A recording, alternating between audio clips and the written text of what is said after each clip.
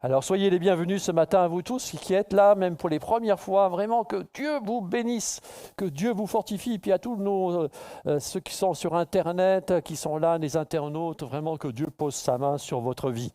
Ce matin, nous voulons être dans cette joie perpétuelle du Seigneur. Amen. Alors si on peut lancer s'il te plaît. Donc le titre de mon message ce matin, c'est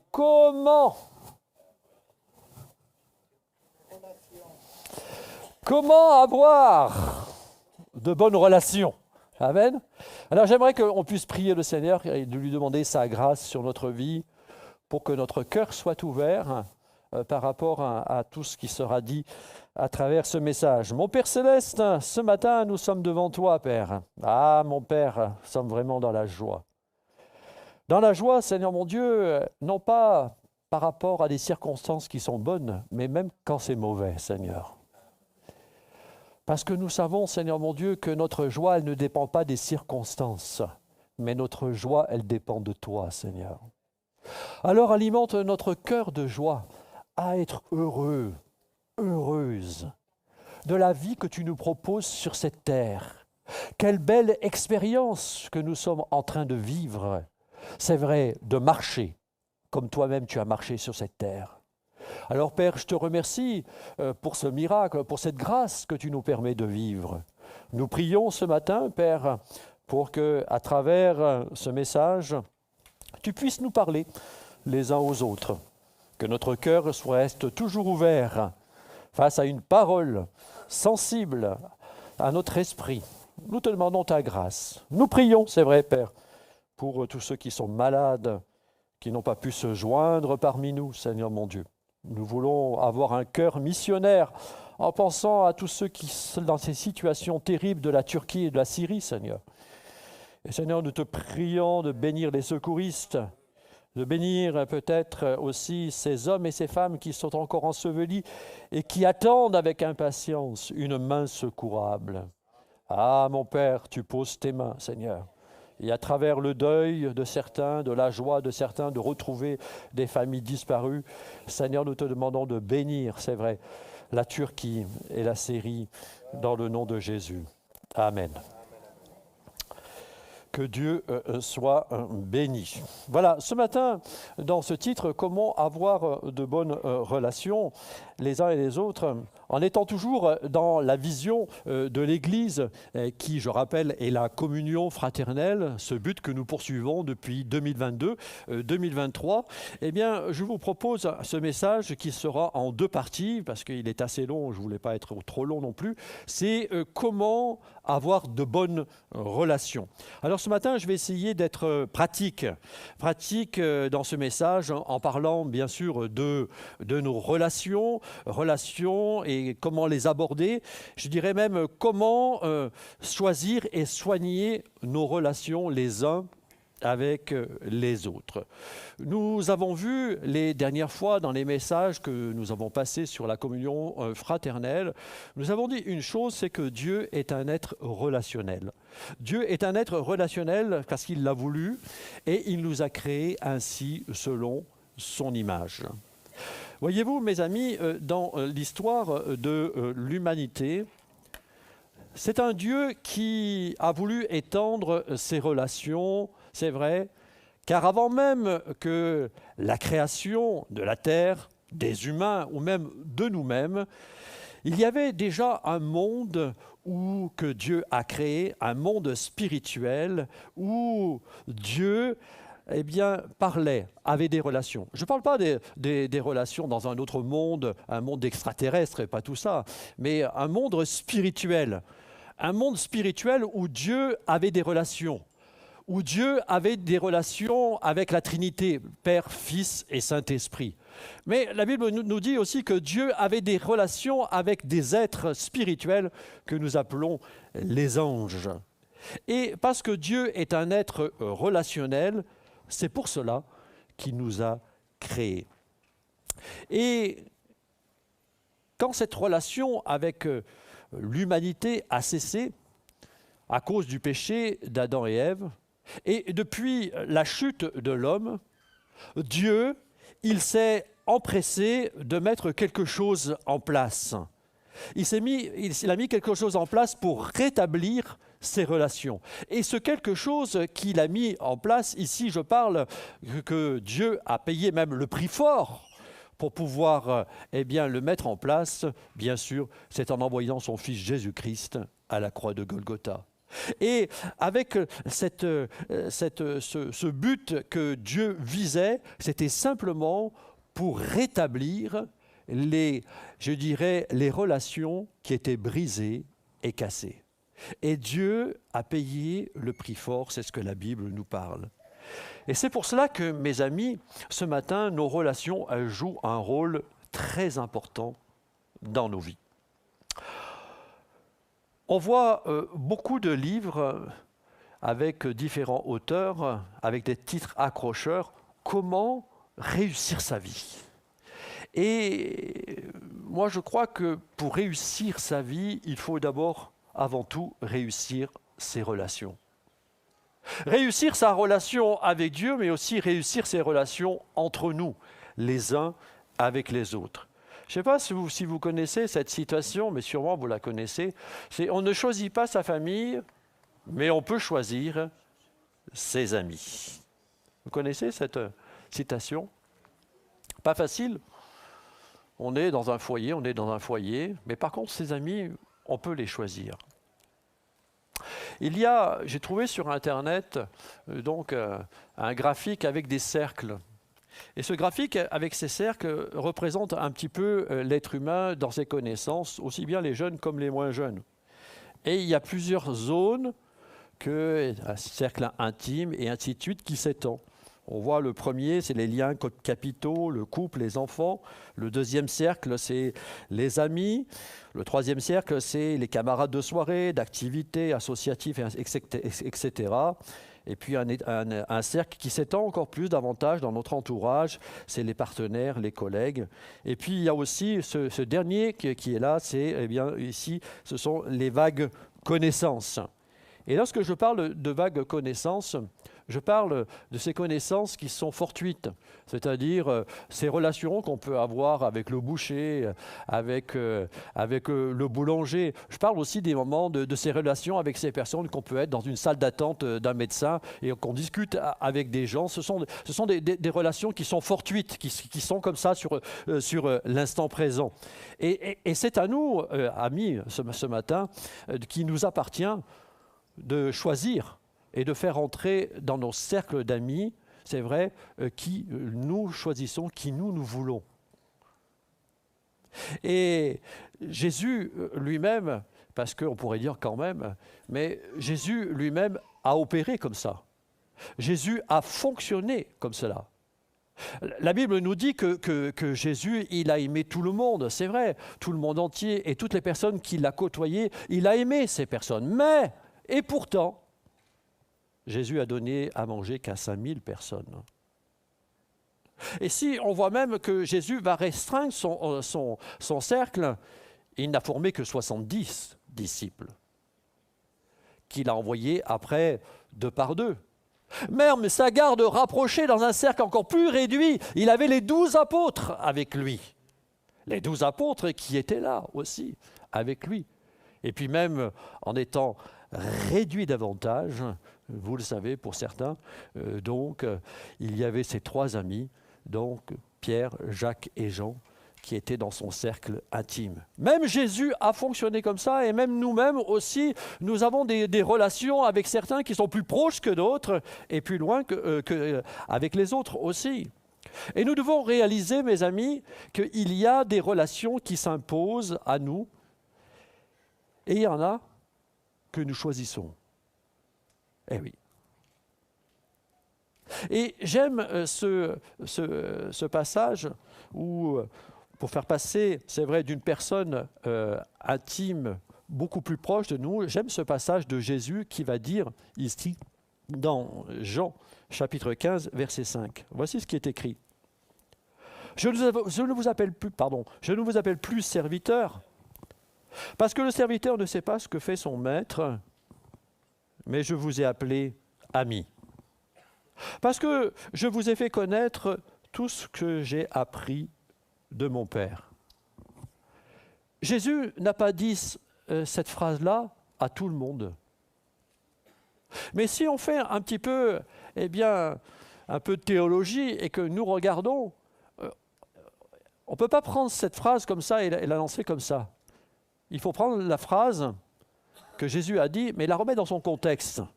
Et si nous remettons cette phrase dans son contexte, c'est là le moment où Jésus se trouve à la dernière Pâque. C'est pour Jésus la dernière nuit. C'est sa dernière nuit. Et là, Jésus est avec son cercle intime, les apôtres, et vous pouvez remarquer une chose, c'est que Jésus, lorsqu'il prononce cette parole, Judas sera déjà parti. Jean chapitre 13, verset 31, nous ramène le contexte. Lorsque Jésus est en train de dénoncer qu'il y en a un qui va me livrer, c'est Judas. Judas va partir à ce moment-là. Et c'est à ce moment-là, que Jésus va dire « Je ne vous appelle plus serviteur, mais je vous ai appelé ami. » Mes amis, ce matin, la pensée de l'Esprit, c'est qu'il nous faut avoir du discernement. Du discernement pour que nous puissions choisir ceux qui vont devenir nos vrais amis. Du discernement afin que l'on puisse dire, comme Jésus, je ne t'appelle plus collègue de travail, mais je t'appelle ami. Je ne t'appelle plus, camarade de classe, mais ami. Je ne t'appelle plus, voisin, mais ami. Je ne t'appelle plus membre de l'Église, mais ami. On aime tout le monde, on côtoie tout le monde, mais on a le choix de faire entrer dans nos cercles de proximité ou d'intimité qui on veut. Et Jésus a su discerner dans la famille ceux qui devaient faire partie de son cercle d'intimité. Et je voudrais voir avec vous 5 principes qui touchent nos relations.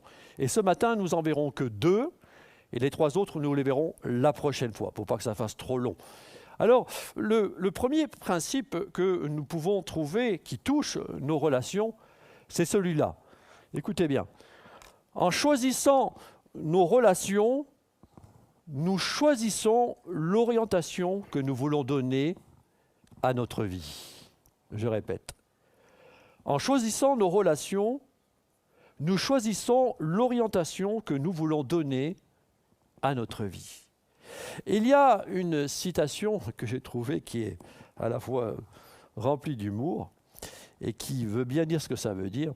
C'est Harve Eker. Voici ce qu'il dit Harve Eker. « Si tu veux voler avec les ailes, tu devras arrêter de nager avec les canards. » Ça y est, ça descend. Si tu veux voler avec les aigles, tu devras arrêter de nager avec les canards.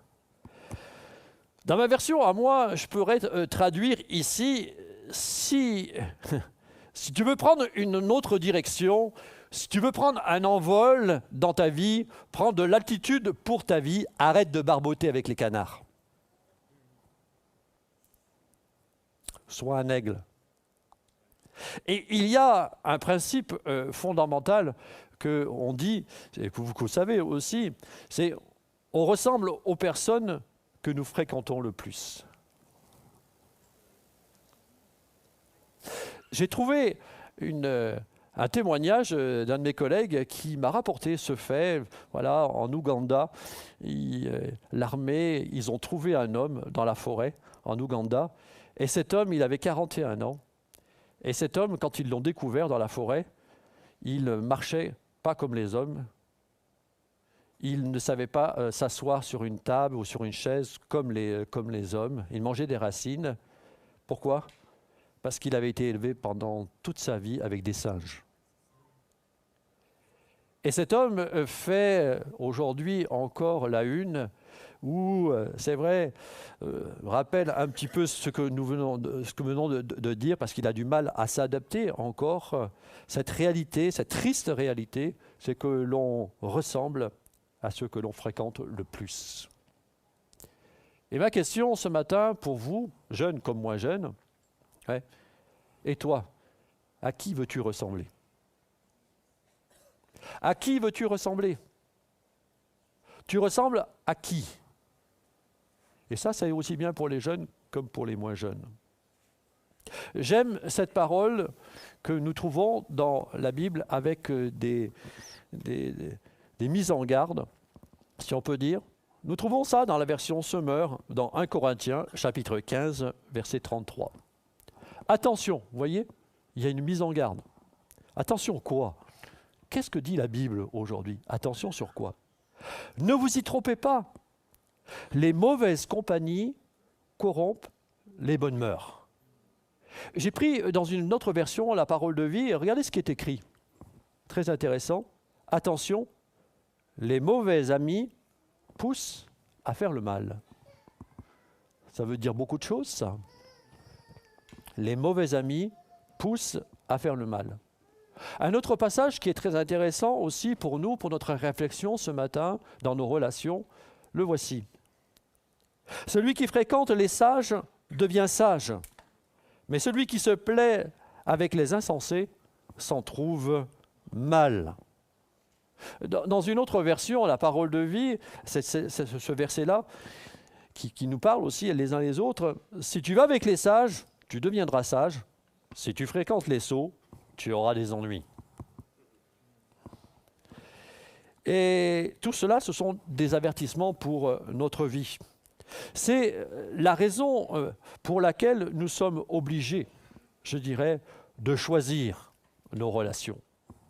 Car en choisissant nos relations, c'est à ce moment-là que nous allons choisir notre orientation que nous voulons lui donner à notre vie. C'est pour cela que parfois il faudra être radical. C'est-à-dire que je crois qu'il y a des relations où je dirais qu'il ne faut pas hésiter de rompre. Il y a des relations qui sont, je dirais même, toxiques autour de nous. Il y a des personnes qui vous attireront toujours vers le bas. Je dirais toujours des personnes qui seront toujours là en train de nous attirer comme des canards, en train de barboter dans leur mare à eux. Il faudrait être radical dans notre entourage. Et là, je parle toujours aussi bien pour les jeunes comme pour les moins jeunes. C'est pour cela que parfois, pour avancer et changer notre orientation, je dirais, de vie, ici, dans ce message, il faudra prendre ces décisions radicales, c'est-à-dire de se séparer de certaines personnes. Se séparer de certaines personnes et de faire le vide dans notre entourage. Je ne suis pas là en train de dire qu'il faut se débarrasser de tout le monde et il faut garder que les mondes chrétiens. Non, non, non, non. Ce n'est pas ce que je suis en train de dire. Parce que parfois, des moments, il y a même dans le peuple de Dieu des hommes et des femmes qui auront tendance même à se dire chrétiens et nous attirer beaucoup plus dans le bas et dans la mare. Mais je suis là en train de dire quoi? C'est que je vous parle de s'entourer de personnes intéressantes. Des personnes qui auront la capacité de vous relever, de nous relever, la capacité de ces personnes qui vont nous aider à reprendre notre vol comme les aigles. Amen. Et il y a des gens, et peut-être que vous le savez, peut-être que vous avez ça autour de vous, des personnes qui sont finalement, qui ne sont pas chrétiens, mais qui sont aussi bien que des chrétiens, quoi. Voilà. Ils sont motivants, ils sont moteurs et tout ça. Ils vous emmèneraient très loin, quoi. On aurait même cette phrase, mais il en manque plus que le Seigneur, des moments. Et parfois, des moments, on a même des chrétiens qui sont toujours en train de vous plonger dans le bas, quoi. Alors j'ai envie de dire, mes frères, sœurs, ne supportez pas le sacrifice. Coupez. La circoncision, c'est quoi la circoncision? C'est couper afin d'eux. Parfois, des moments, il faut circoncire. Il faut couper pour pouvoir partir, pour pouvoir évoluer, pour pouvoir grandir avec le Seigneur. Mais attention, parce que notre entourage peut avoir une influence mauvaise. Et je pense aux jeunes. parmi nous ce matin, faites bien attention les jeunes. Parce que des moments, on veut rassembler à eux et finalement, ça va à l'encontre de ce pourquoi ce matin nous sommes là. Et on peut pas avoir de vie. On ne peut pas être ici ce matin avec un sourire et un masque angélique. Tout va très bien, le Seigneur est grand et joyeux. Et puis la semaine, être complètement différent. C'est pas possible. Du moins, c'est peut-être possible vis-à-vis des âmes, des hommes qui sont ici. Mais vers Dieu, l'hypocrisie, elle n'y est pas. Puisque Dieu est le Dieu que je prêche, et le Dieu que vous aimez et que vous priez et que vous louez, ce n'est pas que le Dieu du dimanche, mais c'est le Dieu de tous les jours. Dieu voit. Et mon frère, ma sœur, fais bien attention à tes relations. Tes relations peuvent avoir un impact sur ton orientation. Et si tu fréquentes et tu as de mauvaises fréquentations, tu peux partir sur une autre direction qui ce sera peut-être plus dur et plus difficile pour toi après pour pouvoir revenir. Le deuxième principe qui touche nos relations, c'est quoi? C'est il existe une saisonnalité dans nos relations. Il existe une saisonnalité dans nos relations. Je me souviens quand j'étais, enfin je le suis toujours, mais quand j'étais jeune papa, j'avais mes enfants, vous savez, ils avaient ces lucioles. Et puis il y a des lucioles qui s'allument et qui parlent. Et puis il y en avait une luciole qui était grosse comme ça, là c'était un genre de papillon, tout ça, comme ça. Et il y avait une petite voix de Walt Disney dedans qui sortait. « Veux-tu être mon ami pour la vie ?» Tu vois. Alors dans le cadre idéal, bien sûr, on voudrait que tout le monde autour de nous, ce soit des amis, quoi. Veux-tu être mon ami pour la vie? Mais dans la réalité, on sait très bien que ce n'est pas toujours le cas, quoi. Vous êtes d'accord avec moi ce matin? Ce n'est pas toujours la réalité. Et je crois que, personnellement, eh bien, qu'il y a une saisonnalité dans nos relations. C'est-à-dire des relations qui sont pour une saison uniquement, une période autour de nous, que Dieu place des hommes et des femmes pour nous, pour une période de notre vie. Et j'aime cet exemple, alors que j'étais en train de méditer la parole de Dieu, c'est cet exemple avec Abraham et Lot. Vous connaissez ce récit d'Abraham et Lot? Abraham et Lot, son neveu, ils ont fait même un bout de chemin ensemble. Abraham est parti de Ur en Chaldée avec son neveu Lot et il l'a accompagné jusqu'à Bethel. Et puis là, tous les deux, la Bible nous parle qu'ils avaient des troupeaux considérables. On pourrait dire que même leur coopération, leur union a amené la bénédiction. La bénédiction dans leur vie, puisqu'il est question que leur troupeau était considérable. Mais c'est vrai qu'à un certain moment, il est arrivé que tous les deux, ils devaient se séparer. Pourquoi? Parce qu'il y avait une question de logistique. Comme les troupeaux étaient énormes, eh bien, il n'y avait pas assez de pâture pour tous les troupeaux. Et donc, ça amenait des tensions avec les bergers d'Abraham et puis les bergers de Lot. Et j'aime cette attitude. Cette attitude, c'est que Abraham et Lot, eh bien, ils ont choisi eux-mêmes de se séparer, mais de se séparer en bons termes. Et ce n'est pas parce qu'on a eu une collaboration avec une personne, avec quelqu'un, tout ça, que ça y est, il faut garder à tout prix ces relations. Parfois, des moments, il faut aussi couper, parce qu'on passe à une autre saison. Et j'ai marqué ceci ici, regardez, quand la saisonnalité de nos relations est terminée, il ne faut pas insister pour les faire durer. Et oui, parce que des moments, on voudrait tellement garder ses amis autour de nous, et puis parfois, des moments, je dis danger. Danger. Danger. Il y a une saison, et puis des moments, il vaut mieux que cette saison tourne et laisser les personnes partir en se séparant en bons termes. Je crois qu'il y a un temps de Dieu à saisir pour et dans chacune de nos relations. Et peut-être que ce sont des ruptures qui se sont produites dans votre vie, avec des petites tensions, comme là l'histoire de querelles de bergers. Mais l'histoire d'Abraham et Lot nous marque, même s'il y a eu des petites querelles, là, ici, on voit qu'eux, ils ont décidé de se séparer en bons termes. Voilà. Et c'est ça qui est important. C'est de jamais se quitter en mauvais termes. Et même s'il y a des petites tensions, aller voir les uns et les autres et se séparer toujours en bons termes. Parfois, c'est vrai, ça se passe bien. Tant mieux, merci Seigneur. Parfois, ça se passe moins bien. Parfois, ça nous déchire. Lorsque des relations sont coupées, il n'y a plus de contact, plus de mail, plus de coups de fil. Oui, d'accord, c'est vrai, ça peut être déchirant des personnes qu'on avait l'habitude d'avoir à nos côtés et qui ne sont plus. D'accord, mais si c'était une saison,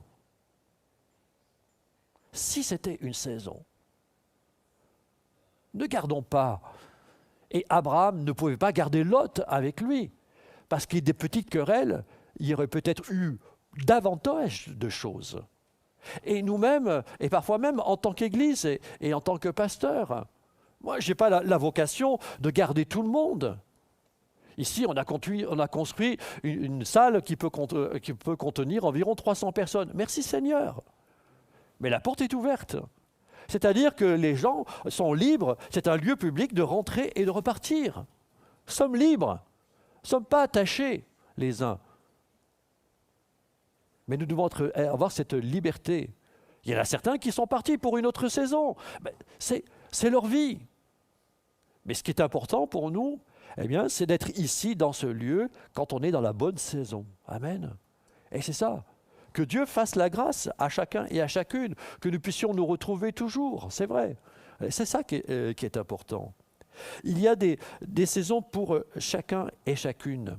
Et j'aime cette image parce que j'étais en train de penser à ce texte. Je pensais justement à cela. Je pensais à une fusée. Voyez-vous, une fusée, c'est un projet, c'est intéressant, ça coûte des milliards, c'est vrai, de dollars. Mais la fusée, pour atteindre son orbite, eh bien, à un certain moment, les réservoirs sont remplis d'essence et ça la propulse, cette fusée, pour aller avec une force incroyable, pour partir. Et puis, à un certain moment, la fusée, elle va se délester de certaines parties d'elle-même. Et une fois qu'elle est en orbite, elle relâche encore eh bien, des modules d'elle-même. Et parfois, des moments dans notre vie, c'est vrai, on est un peu comme ça dans nos relations. Il y a peut-être des personnes qui ont été moteurs de notre vie, qui nous ont fortifiés, qui nous ont encouragés, qui nous ont aidés à nous propulser, c'est vrai. Mais à un certain moment, lorsqu'on était dans cette courbe, dans cette direction, eh bien, ces personnes ne sont plus à côté de nous, quoi. Voilà. Et béni soit Dieu, merci Seigneur pour tous les frères et les sœurs et les personnes, les membres de la famille qui nous ont encouragés, qui nous ont propulsés, c'est vrai. Mais aujourd'hui, on a pris, c'est vrai, notre vitesse à nous-mêmes. Alors que Dieu nous bénisse. Tout ça pour dire quoi? Que, eh bien, peut-être que pour nous lancer dans des projets, voire même des relations, certaines personnes ont été là aussi pour favoriser cet envol. Mais aujourd'hui, ces personnes, eh bien, ne sont plus autour de nous, mais peu importe. Béni soit Dieu pour ces personnes. Et nous devons le comprendre dans notre vie chrétienne. Moi-même, avant d'être dans le ministère, des hommes et des femmes, eh bien, ont été un peu comme ces réservoirs de fusées qui m'ont propulsé, tout ça. Comme ça, ils m'ont fait confiance et je suis parti, c'est vrai, comme ça, j'ai servi Dieu, tout ça. Et puis, petit à petit, je quittais mon église mère pour partir et j'ai abandonné, j'ai laissé ses frères et ses sœurs, tout ça, parce que j'ai pris mon orbite. Et c'est vrai que ça peut être la même chose autour de nous. Dans ta situation, même pour un service de l'Église ou même dans ton entourage, des hommes et des femmes ont été là pour te lancer et aujourd'hui ils ne sont pas là. Mais ne sois pas triste. C'est une saison. C'est une saison. Et on ne peut pas dire, ils m'ont lâché, ils m'ont abandonné. Non, non, non. Dieu a permis qu'ils étaient là pour une saison. Moi-même, en tant que pasteur, je ne suis pas le pasteur de l'Église. Avant moi, il y avait des pasteurs. Et après moi, il y aura des pasteurs aussi. Voilà. Et à un moment, eh bien, il y aura un délestage. Le pasteur va partir. C'est ça. Parce que l'Église aura pris un autre orbite. Amen. C'est ça qui est important. Alors, ne nous attristons pas de départ de personnes qui ne nous contactent plus, qui ne sont plus autour de nous, mais regardons peut-être que dans tout ça, il y a une saison dans chacune de nos relations. Et pour amener un point important dans cela, c'est ce qui s'est passé avec le Seigneur Jésus-Christ. Parce que là, peut-être que vous êtes d'accord ou pas d'accord entre ce que je suis en train de dire, mais je regarde aussi surtout par rapport à la parole de Dieu. C'est ça qui est important. Je ne prêche pas des émotions, je prêche la parole. Et ce qui m'a interpellé dans cette étude, c'est l'attitude de Jésus. Quel modèle? Je pense qu'il n'y a pas mieux dans la parole comme modèle, si ce n'est que Jésus. Et Jésus lui-même, c'est ce qui va se produire dans sa vie. Regardez ce passage qui est très important. Jean, chapitre 16, verset 7. Qu'est-ce que va dire Jésus à ses disciples? Cependant, je vous dis la vérité. Il vous est avantageux que je m'en aille. Car si je ne m'en vais pas, le Consolateur, il est question du Saint-Esprit, ne viendra pas vers vous, mais si je m'en vais, je vous l'enverrai.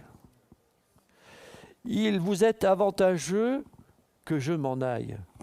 Ce que Jésus est en train de dire ici, c'est qu'il vous est avantageux que je parte, afin que vous puissiez rentrer dans une autre relation. Et cette autre relation, c'est avec le Saint-Esprit. C'est-à-dire qu'au lieu que Jésus soit à côté de nous de façon limitée sur un secteur géographique, nous savons que la venue du Saint-Esprit est répandue sur chacun d'entre nous, mais non plus à côté de nous, mais en nous. Il vous est avantageux que je m'en aille. Peut-être que vous aurez été à cette époque-là, non, non, non, non, Jésus, toi seul me suffit. Mais Jésus lui-même va dire ce que je suis en train de dire ce matin, ce qu'il y a des saisons. Et Jésus a eu une saison sur la terre et il est parti. Et le fait qu'il soit parti et qu'il a dit c'est avantageux, c'est vrai que c'est avantageux. Parce que, justement, le fait qu'il soit parti, depuis plus de 2000 ans, l'action du Saint-Esprit est ici. Et l'action du Saint-Esprit, elle est dans nos vies. C'est lui qui vous convainc de péché, de justice et de jugement. C'est toujours lui, c'est le Saint-Esprit. Amen. Donc, c'est vrai, il vous est avantageux que, je m'en aille. Parce que nous avons gagné plus encore, nous avons gagné une intimité avec Dieu, avec le Saint-Esprit. Et l'intimité avec le Saint-Esprit nous rapproche littéralement avec Dieu. Il vous est avantageux que je m'en aille. C'est possible. C'est possible, et ça a été possible parce que Jésus s'est en allé. Oui, c'était une saison. C'était une saison. Moi, je vois ici dans la déclaration de Jésus, j'ai fait une saison avec vous, maintenant il faut que je m'en aille. Ouais. Ça pourrait être difficile, mais c'est ce que Jésus est en train de dire, afin que vous puissiez rentrer dans une autre relation. Et peut-être qu'autour de nous, il y a des personnes à qui vous avez eu d'étroites relations qui étaient proches, et puis là, vous sentez, peut-être comme Abraham et Lot, qu'il y a des petits conflits, mais il vaut mieux se séparer. Il vaut mieux se séparer et il vaut mieux que je m'en aille qu'on se sépare afin que tu puisses rentrer dans une autre relation que Dieu a prévue. Amen. Dieu a prévu une autre relation. Lorsque Jésus est parti, il avait prévu une autre relation. Sur le fait accompli, on aurait dit non, non, non, non. Et puis finalement, on dit oui, c'est vrai, c'était une bonne idée. Voilà. Que Dieu, mes frères et sœurs, nous garde. Et ne craignez pas les saisons, mes frères et sœurs, dans vos relations. Car ces relations et ces saisons, elles nous font évoluer. Alors béni soit Dieu, que vous soyez là, que vous soyez pleinement impliqués dans l'œuvre de Dieu et dans l'Église. Merci Seigneur, que cette saison soit la plus grande possible. Et peut-être qu'un jour, des moments, des frères, des sœurs déménagent, partent, tout ça pour d'autres choses. Voilà, c'était une saison et on se réjouit. On se réjouit de les avoir eus avec nous pendant quelque temps. Merci Seigneur. Moi, j'aimerais vraiment prier et terminer par la prière pour que vraiment nous puissions prier pour nos bonnes relations, les uns avec les autres, mais que nous puissions aussi prier pour les mauvaises relations. Et dans nos mauvaises relations, peut-être que vous avez les uns avec les autres, peut-être, je ne sais pas, je ne connais pas vos vies, mais il y a peut-être une décision qui s'impose. Vous savez, dans une église, c'est ce que je disais la dernière fois, on est nombreux, tout ça, mais on a des affinités les uns avec les autres. Bien sûr qu'on s'aime tous, c'est vrai, tout ça, mais on a des affinités les uns avec les autres. Et on peut quitter, par exemple, un groupe pour rejoindre un autre groupe. On a le droit, oui ou non? Oui. Oui. Bien sûr. Bien sûr. D'ailleurs, quand vous partez de l'église, vous ne dites pas bonjour à tout le monde. Hein? Ou si vous y arrivez, vous êtes fort, alors je vais vous mettre avec moi à la sortie.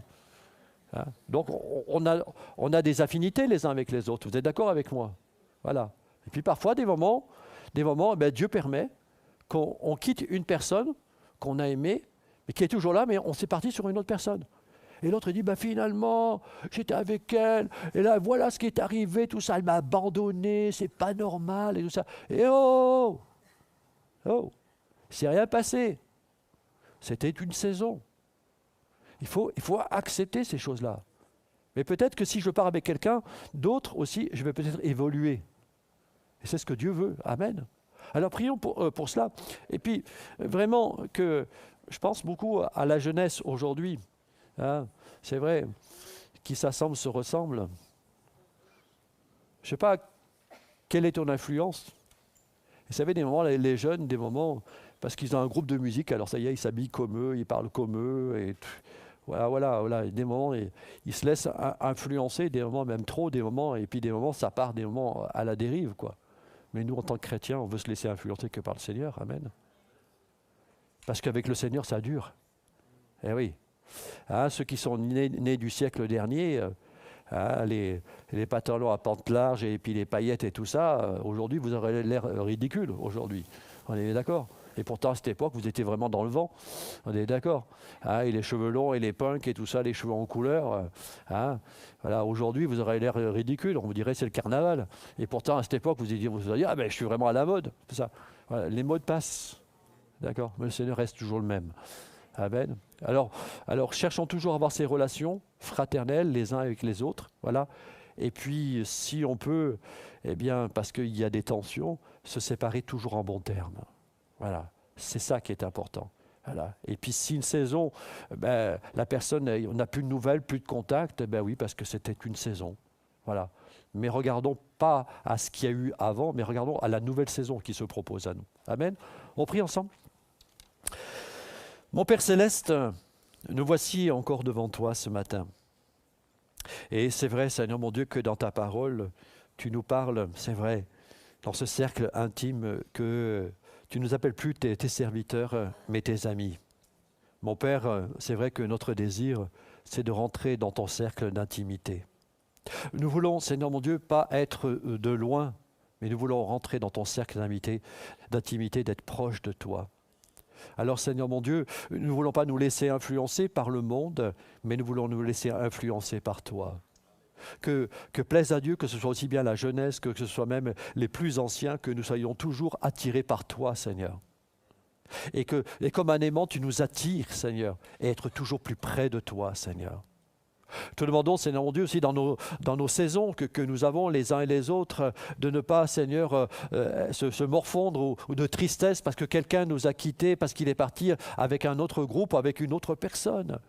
Béni sois-tu, Seigneur, de l'avoir mis à mes côtés, cette personne, car elle a été pour moi un soutien, un encouragement, Seigneur.